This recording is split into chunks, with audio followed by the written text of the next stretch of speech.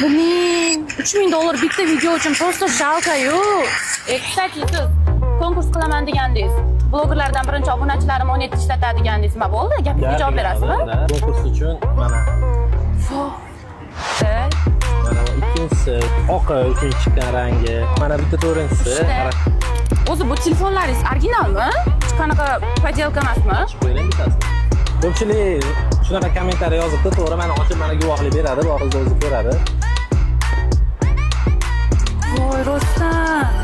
Original u.